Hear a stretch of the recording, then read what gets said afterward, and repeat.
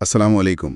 آج ہم تاریخ کے ایک ایسے موڑ پر بات کر رہے ہیں جہاں وقت جیسے ٹھہر سا گیا تھا۔ بالکل۔ ایک طرف مسلمانوں کے دو عظیم لشکر آمنے سامنے کھڑے ہیں، لیکن تلواریں نیام میں ہیں اور فضا میں صلح کی امید ہے۔ جی۔ اور پھر چند ہی گھنٹوں میں سب کچھ بدل جاتا ہے۔ ہمارے پاس جو مواد ہے وہ خلافت سے ملوکیت کے سلسلے کی ایک ویڈیو کا ٹرانسکرپٹ ہے جو جنگ جمل کے واقعات کی تہہ میں اترتا ہے۔ اور یہ بہت اہم ہے۔ تو ہمارا مقصد آج صرف یہ جاننا نہیں کہ کیا ہوا، بلکہ یہ سمجھنا ہے کہ ایک تقریباً طے شدہ صلح تاریخ کے ایک المناک باب میں کیسے تبدیل ہو گئی۔ اور یہ سوال بہت اہم ہے کیونکہ یہ صرف ایک جنگ کی کہانی نہیں، یہ اس بات کی تحقیق ہے کہ کیسے بدگمانی، غلط فہمی اور کچھ آپ کہہ لیں پوشیدہ ہاتھوں کی سازش بڑے سے بڑے لوگوں کو بھی ایک ایسے راستے پر ڈال سکتی ہے جہاں سے واپسی مشکل ہو جاتی ہے۔ یعنی وہ کردار جو سامنے نہیں تھے۔ جی، ہم آج ان کرداروں کو سمجھنے کی کوشش کریں گے جو منظر پر تو نہیں تھے لیکن اس ساری کہانی کی ڈوریاں وہی ہلا رہے تھے۔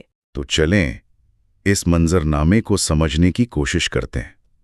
جنگ سے ٹھیک پہلے جب دونوں لشکر بصرہ کے مقام پر ایک دوسرے کے سامنے تھے، اصل صورتحال کیا تھی؟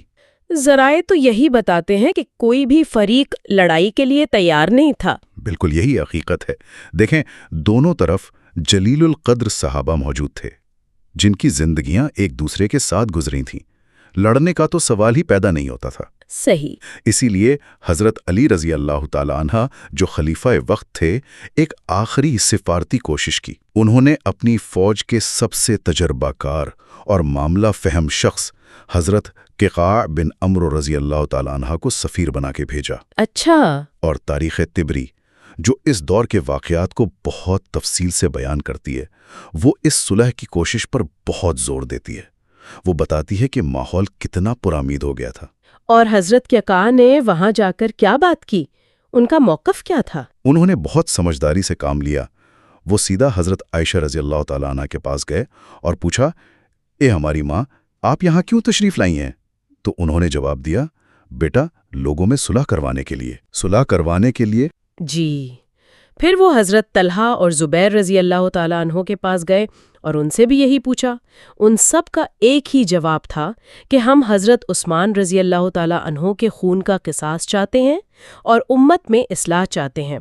وہ کسی قسم کا فساد نہیں چاہتے تھے۔ یہ تو بہت معقول مطالبہ لگتا ہے۔ اس پر حضرت قعقاع کا کیا جواب تھا؟ کیونکہ اصل مسئلہ تو قصاص کے طریقہ کار پر تھا۔ جی، اور یہیں ان کی حکمت کام آئی۔ انہوں نے کہا، اصلاح کا طریقہ یہ ہے کہ پہلے امت ایک امیر پر متفق ہو جائے تاکہ نظام قائم ہو۔ یعنی پہلے استحکام۔ بالکل۔ انہوں نے کہا کہ اگر ہم نے ابھی قاتلوں سے قصاص لینے کی کوشش کی تو خانہ جنگی شروع ہو جائے گی، کیونکہ وہ اکیلے نہیں ہیں، ان کے پیچھے پورے قبیلے ہیں۔ صحیح بات ہے۔ تو انہوں نے تجویز دی کہ پہلے آپ سب حضرت علی رضی اللہ تعالی عنہ کی بیعت کر لیں، حکومت کو مستحکم ہونے دیں، اور پھر جب حالات قابو میں آ جائیں تو سب مل کر ان قاتلوں سے قصاص لیں۔ یہ تو ایک بہت ہی منطقی اور قابل عمل منصوبہ لگتا ہے۔ اس پر اس طرف سے کیا رد عمل آیا؟ سب نے اس سے اتفاق کیا۔ حضرت عائشہ رضی اللہ تعالی، طلحہ رضی اللہ اور زبیر رضی اللہ سب اس بات پر مطمئن ہو گئے کہ یہی بہترین راستہ ہے۔ اچھا۔ اور یہ خبر جب دونوں لشکروں میں پھیلی تو ہر طرف خوشی کی لہر دوڑ گئی۔ لوگوں نے اپنے ہتھیار رکھ دیے اور ایک دوسرے سے گھلنے ملنے لگے۔ یعنی ماحول بالکل پرامن ہو گیا۔ جی، تاریخ کی کتابوں میں لکھا ہے کہ دونوں لشکروں نے وہ رات انتہائی پرسکون حالت میں گزاری، اس یقین کے ساتھ کہ صبح صلح کا باقاعدہ اعلان ہو جائے گا اور یہ بحران ہمیشہ کے لیے ٹل جائے گا۔ تو ایک طرف دونوں لشکروں میں سکون کی فضا ہے اور صلح تقریباً ہو چکی ہے۔ یہ بات ہضم کرنا مشکل ہے کہ چند ہی گھنٹوں میں تلواریں کیسے چل گئیں۔ یقیناً اس کے پیچھے کوئی اور کہانی ہے۔ اور وہ کہانی اس پورے المیے کی بنیاد ہے۔ اب منظر میں وہ گروہ آتا ہے جس کے لیے یہ صلح موت کا پروانہ تھی۔ کون لوگ تھے یہ؟ یہ وہی لوگ تھے جو حضرت عثمان رضی اللہ تعالی عنہ کے قتل میں براہ راست ملوث تھے اور اب اپنی جان بچانے کے لیے حضرت علی کے لشکر میں پناہ لیے ہوئے تھے۔ ان کو بلوائی یا سبائی کہا جاتا ہے اور ان کے لیے امن کا مطلب تھا قصاص اور اپنی یقینی ہلاکت۔ یعنی ان کی بقا اسی میں تھی کہ مسلمانوں کے درمیان جنگ ہو اور معاملہ الجھا رہے۔ بالکل. ابن کثیر اپنی کتاب البدایہ والنہایہ میں ان کی ذہنی کیفیت بیان کرتی ہیں. ان کے سرداروں نے رات کو ایک خفیہ میٹنگ کی جس میں عبداللہ بن سبا جیسے لوگ شامل تھے. اچھا. انہوں نے کہا اگر علی اور طلحہ اور زبیر کا سمجھوتا ہو گیا تو ہماری خیر نہیں، کل سب سے پہلے ہماری گردنیں ہی پکڑی جائیں گی. تو ان کے پاس خود کو بچانے کا صرف ایک ہی راستہ تھا؟ جی، اس صلح کو کسی بھی قیمت پر ناکام بنانا. یہ تو پورا منظرنامہ ہی بدل دیتا ہے. اس کا مطلب ہے کہ تاریخ کی کتابوں میں جن دو فریقوں کو آمنے سامنے دکھایا جاتا ہے وہ دراصل ایک تیسرے غیر مرئی دشمن کے ہاتھوں میں کھیل رہے تھے. انہوں نے اپنے گروہ کو 2 حصوں میں تقسیم کیا. کیا منصوبہ تھا؟ آدھی رات کے بعد جب ہر طرف گہرا سکون تھا، ایک گروہ نے اندھیرے میں چھپ کر حضرت علی رضی اللہ تعالیٰ عنہ کے کیمپ پر تیر برسانے شروع کر دیے اور شور مچایا کہ دوسرے فریق نے حملہ کر دیا ہے. اچھا. اور اسی وقت دوسرے گروہ نے حضرت عائشہ رضی اللہ تعالیٰ عنہ کے کیمپ پر حملہ کیا اور وہاں بھی یہی شور مچایا کہ علی کی فوج نے دھوکہ دیا ہے. یعنی یہ تاریخ کی سب سے مہلک فالس فلیگ کارروائیوں میں سے ایک تھی، جہاں حملہ کر کے الزام دوسرے پر ڈال دیا گیا تاکہ امن کا کوئی امکان ہی نہ رہے. بہترین الفاظ میں آپ نے اس کی وضاحت کی ہے. جب دونوں طرف سے لوگ نیند سے اٹھے تو انہیں لگا کہ ان کے ساتھ دھوکہ ہوا ہے. ظاہر ہے ہر کوئی یہ سمجھ رہا تھا کہ دوسرے فریق نے صلح کا وعدہ توڑ کر رات کے اندھیرے میں حملہ کر دیا ہے. اس شدید بدگمانی اور افراتفری کے عالم میں کسی کی بات سننے کو کوئی تیار نہیں تھا. اور قیادت کیا کر رہی تھی؟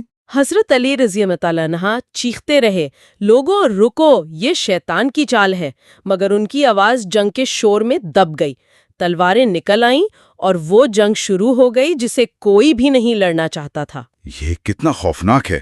یعنی مرکزی قیادت بے بس ہو کر دیکھتی رہ گئی اور سازشی اپنے مقصد میں کامیاب ہو گئے. لیکن ایک سوال یہاں پیدا ہوتا ہے، یہ بلوائی حضرت علی کے لشکر میں کیا کر رہے تھے؟ انہیں پناہ کیوں دی ہوئی تھی؟ یہ ایک بہت اہم نکتہ ہے. دیکھیں، یہ لوگ حضرت علی کے حقیقی حمایتی نہیں تھے، بلکہ وہ مدینہ سے بھاگ کر ان کے لشکر میں اس لیے شامل ہو گئے تھے تاکہ خلیفہ کی فوج میں ہونے کی وجہ سے انہیں کوئی ہاتھ نہ لگا سکے. اچھا، تو وہ اپنی حفاظت کے لیے چھپے ہوئے تھے. جی، حضرت علی ان کی حقیقت جانتے تھے اور انہیں الگ کرنا چاہتے تھے، لیکن وہ ہزاروں کی تعداد میں تھے اور لشکر میں بری طرح گھل مل گئے تھے. اگر وہ اس وقت ان کے خلاف کوئی کارروائی کرتے تو خود ان کی اپنی فوج میں بغاوت کا خطرہ تھا. صحیح. اسی لیے وہ پہلے حالات کو مستحکم کرنا چاہتے تھے تاکہ بعد میں ان سے نمٹا جا سکے. یعنی وہ ایک سیاسی حکمت عملی کے تحت وقت کا انتظار کر رہے تھے، لیکن سازشیوں نے انہیں وہ وقت ہی نہیں دیا. خیر، جب جنگ شروع ہو گئی تو اس کے بعد کے واقعات تو اور بھی زیادہ دل دہلا دینے والے ہیں، خاص طور پر بڑے صحابہ کے ساتھ جو پیش آیا. جی، یہاں سے یہ المیہ اور گہرا ہو جاتا ہے. جنگ کے دوران حضرت علی رضی اللہ تعالی عنہ خود میدان میں نکلے اور مخالف صف میں کھڑے حضرت زبیر رضی اللہ تعالی عنہ کو آواز دی. اچھا. جب وہ قریب آئے تو حضرت علی رضی اللہ تعالی عنہ نے ان سے کوئی سیاسی بات نہیں کی، کوئی الزام نہیں لگایا. انہوں نے صرف ایک پرانی بات یاد دلائی. کون سی بات؟ یہ تو ایک بہت ہی ذاتی اور براہ راست مداخلت لگتی ہے. انہوں نے کہا، اے زبیر، کیا تمہیں یاد ہے ایک دن ہم دونوں رسول اللہ صلی اللہ علیہ وسلم کے ساتھ تھے تو انہوں نے مجھ سے فرمایا تھا کہ تم زبیر سے محبت کرتے ہو؟ میں نے کہا ہاں. پھر انہوں نے تم سے پوچھا تھا کہ کیا تم علی سے محبت کرتے ہو؟ تم نے بھی کہا تھا ہاں. تب نبی اکرم صلی اللہ علیہ وسلم نے فرمایا تھا لیکن ایک دن تم اس سے ناحق لڑو گے. سبحان اللہ. یعنی ایک حدیث کی یاد دہانی. جی، اور یہ اتنی طاقتور تھی. ایک جلیل القدر صحابی بھری جنگ سے پلٹ گئے. یہ تو ان کے ایمان کی گہرائی کو ظاہر کرتا ہے. بالکل. یہ سنتے ہی حضرت زبیر رضی اللہ کے جسم پر کپ کپی طاری ہو گئی. انہوں نے فوراً کہا، خدا کی قسم اگر مجھے یہ بات یاد ہوتی تو میں اس سفر پر کبھی نہ نکلتا. اور وہ واپس چلے گئے؟ جی، یہ کہہ کر انہوں نے اپنی تلوار نیام میں ڈالی اور فوراً میدان جنگ سے واپس روانہ ہو گئے. وہ اس فتنے کا حصہ نہیں بننا چاہتے تھے. لیکن ان کی واپسی بھی محفوظ نہیں رہی. یہ اس کہانی کا سب سے بڑا المیہ ہے. افسوس ایسا ہی ہے. راستے میں وادی صبا نامی جگہ پر عمرو بن جرموز نامی ایک شخص نے ان کا پیچھا کیا اور دھوکے سے نماز کی حالت میں انہیں شہید کر دیا. نماز کی حالت میں؟ جی، جب وہ شخص حضرت زبیر رضی اللہ کی تلوار لے کر حضرت علی کے پاس پہنچا اور خوشخبری سنائی تو حضرت علی غصے اور غم سے رونے لگے اور کہا، زبیر کے قاتل کو جہنم کی آگ کی خبر دے دو۔ اللہ اکبر۔ انہوں نے اس تلوار کو دیکھ کر کہا، اس تلوار نے کتنی ہی بار رسول اللہ صلی اللہ علیہ وآلہ وسلم کے چہرے سے پریشانیوں کو دور کیا ہے۔ رضی اللہ تعالیٰ عنہ کا کیا معاملہ ہوا؟ کیا وہ بھی پیچھے ہٹنا چاہتے تھے؟ جی، ان کا معاملہ بھی کچھ ایسا ہی تھا۔ جب انہوں نے جنگ کی ہولناکی اور حضرت زبیر رضی اللہ تعالیٰ عنہ کی واپسی دیکھی تو ان کا دل بھی اچاٹ ہو گیا۔ وہ بھی لشکر میں پیچھے کی طرف ہٹنے لگے۔ لیکن ان کے ساتھ بھی دھوکہ ہوا۔ جی، اسی لشکر میں مروان بن حکم بھی موجود تھا، جس کے دل میں حضرت طلحہ کے خلاف پرانی کدورت تھی، اور اس نے اس موقع کا فائدہ اٹھایا؟ اس نے اس موقع کو غنیمت جانا۔ البدایہ و نہایہ میں آتا ہے کہ مروان نے کہا کہ اگر طلحہ زندہ رہے تو یہ لوگ پھر سے صلح کر لیں گے۔ اچھا۔ اس نے حضرت عثمان رضی اللہ تعالیٰ عنہ کے قصاص کا بدلہ لینے کا بہانہ بنا کر حضرت طلحہ پر تیر چلا دیا، جو ان کے گھٹنے میں لگا، اور یہی زخم ان کی شہادت کا سبب بنا۔ یعنی صلح کی آخری امید بھی ختم کر دی گئی؟ جی، یوں صلح کی جو آخری امید ہو سکتی تھی وہ بھی ختم ہو گئی۔ یعنی دونوں بڑے رہنما جو جنگ روکنے کی صلاحیت رکھتے تھے، اندرونی سازشوں کا شکار ہو گئے۔ اس کے بعد تو جنگ کا رخ بھی بدل گیا ہوگا۔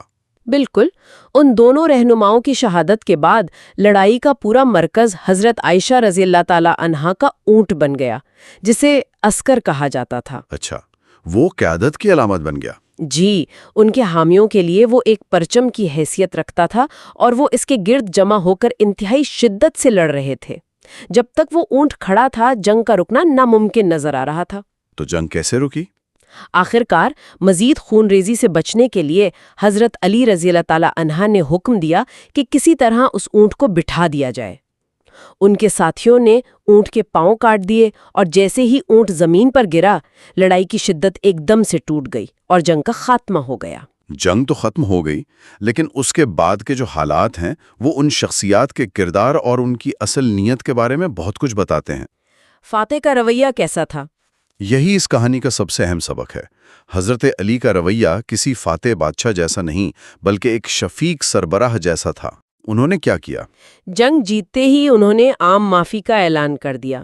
کسی کو قیدی نہیں بنایا گیا، کسی کا مال غنیمت نہیں لوٹا گیا، اور بھاگنے والوں کا پیچھا نہیں کیا گیا۔ اور حضرت عائشہ کے ساتھ کیا سلوک کیا؟ ان کا پہلا قدم یہ تھا کہ وہ خود حضرت عائشہ رضی اللہ تعالیٰ کے خیمے میں گئے اور ان کی خیریت دریافت کی۔ یہ سلوک تو آج کے دور میں بھی حیران کن ہے۔ انہوں نے ان کی واپسی کا کیا انتظام کیا؟ انہوں نے حضرت عائشہ کے سگے بھائی محمد بن ابی بکر رضی اللہ تعالیٰ، جو خود حضرت علی کی فوج میں تھے، کو ان کی خدمت پر مامور کیا۔ اچھا۔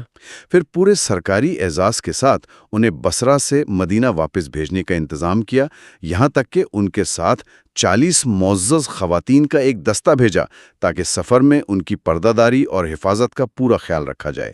یہ احترام کی انتہا تھی۔ حضرت علی نے اپنے ساتھیوں سے اس معاملے پر کیا کہا؟ کیونکہ فوج میں تو فتح کا جشن منانے کا جذبہ ہوگا۔ انہوں نے اس جذبے کو فوراً روکا۔ ایک خطبے میں انہوں نے فرمایا، لوگو، خبردار، عائشہ دنیا اور آخرت میں تمہارے نبی کی بیوی اور تمہاری ماں ہیں، لیکن اللہ نے ان کے ذریعے تمہیں آزمایا ہے تاکہ یہ دیکھے کہ تم اس کی اطاعت کرتے ہو یا ان کی۔ پھر جب لوگوں نے کہا کہ ام المؤمنین مغلوب ہو گئیں تو انہوں نے فوراً ٹوکا۔ کیا کہا انہوں نے؟ یہ نہ کہو کہ عائشہ مغلوب ہوئیں، بلکہ یہ کہو کہ فتنہ مغلوب ہوا۔ یہ جملہ ان کی پوری سوچ کا خلاصہ ہے۔ اور خود حضرت عائشہ رضی اللہ عنہا اس پورے واقعے کو بعد کی زندگی میں کس نظر سے دیکھتی تھیں؟ کیا انہیں اپنے فیصلے پر کوئی پشیمانی تھی؟ وہ شدید ندامت اور افسوس کا شکار تھیں۔ ان کی زندگی میں حواب کے کتوں کا واقعہ ایک مستقل دکھ بن گیا تھا۔ یہ کیا واقعہ تھا؟ ہوا یہ کہ جب وہ لشکر کے ساتھ مکہ سے بصرہ آ رہی تھیں تو راستے میں حواب نامی ایک کنویں کے پاس سے گزریں، جہاں کتوں نے ان کے قافلے پر بھونکنا شروع کر دیا۔ اچھا۔ انہیں فوراً نبی اکرم صلی اللہ علیہ وآلہ وسلم کی وہ پیشین گوئی یاد آ گئی جس میں آپ صلی اللہ علیہ وآلہ وسلم نے اپنے ازواج کو خبردار کیا تھا کہ کاش میں جانتا کہ تم میں سے وہ کون ہے جس پر حواب کے کتے بھونکیں گے۔ یہ سن کر تو ان کے قدم وہیں رک گئے ہوں گے۔ وہ شدید گھبرا گئیں اور فوراً کہا، خدا کی قسم میں ہی وہ بدقسمت ہوں، مجھے یہیں سے واپس لوٹا دو۔ وہ آگے بڑھنے کو تیار نہیں تھیں۔ تو پھر وہ آگے کیسے بڑھیں؟ ان کے ساتھ موجود کچھ لوگ، جن میں عبداللہ بن زبیر رضی اللہ تعالیٰ عنہ بھی شامل تھے، نے 50 گواہ اکٹھے کر کے قسمیں کھائیں کہ یہ حواب کا مقام نہیں ہے، اور یوں انہیں آگے بڑھنے پر آمادہ کر لیا۔ اچھا، بعد میں انہیں اس بات کا عمر بھر افسوس رہا کہ وہ اس نشانی کو پہچان کر بھی واپس کیوں نہ لوٹیں۔ جنگ کے بعد ان کی ندامت کس حد تک تھی؟ وہ جب بھی قرآن کی آیت پڑھتی جس میں ازواج نبی کو گھروں میں ٹھہرنے کا حکم ہے، تو اتنا روتی کہ ان کا دوپٹہ آنسوؤں سے بھیگ جاتا۔ اللہ! ہوتی اس سے ان کے دل کا درد ظاہر ہوتا ہے۔ اور حضرت علی کے بارے میں ان کے خیالات میں کیا تبدیلی آئی؟ یہ بہت ہی اہم بات ہے۔ وہ بعد میں حضرت علی کا ذکر ہمیشہ اچھے الفاظ میں کرتی۔ ایک موقع پر انہوں نے فرمایا، خدا کی قسم، میرے اور علی کے درمیان کوئی ذاتی رنجش نہیں تھی، سوائے اس کے جو ایک عورت کو اپنے سسرالی رشتہ داروں سے ہو جاتی ہے، اچھا، اور بے شک وہ نیک لوگوں میں سے تھے۔ ایک روایت میں یہاں تک آتا ہے کہ انہوں نے کہا، علی ہمیشہ حق پر تھے۔